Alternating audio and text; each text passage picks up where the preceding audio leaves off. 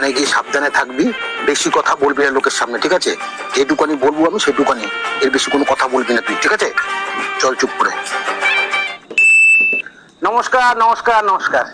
আরে আসুন আসুন আসুন আসুন, এই চেয়ারে বসুন বসুন বসুন। বস বাবু বস।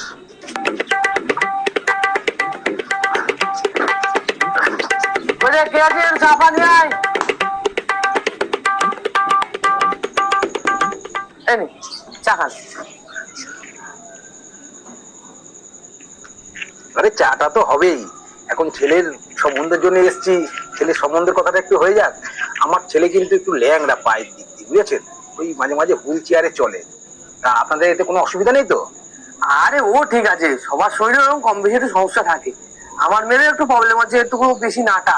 দেখুন, হাইট টাইট গুলো অতটা মাইনে রাখে না, কথা হচ্ছে কি আমার ছেলের সম্বন্ধ আপনাদের মেয়ের সঙ্গে যখন হচ্ছে, এইটাই সবচেয়ে বড় কথা, আর কিচ্ছু লাগবে না। তাহলে আর কি, তাহলে কথা ফাইনাল হয়ে গেল এখানেই। দেখুন দাদা, আমি কিন্তু এক কথার মানুষ, কথার যেন খিলাফ না হয়। আরে না না দাদা, কথার খিলাফ হবে না, আপনি মেয়েকে ডাকুন। আচ্ছা, মা চন্দ্রমুখী, আয় তোমার একটু বেরিয়ে।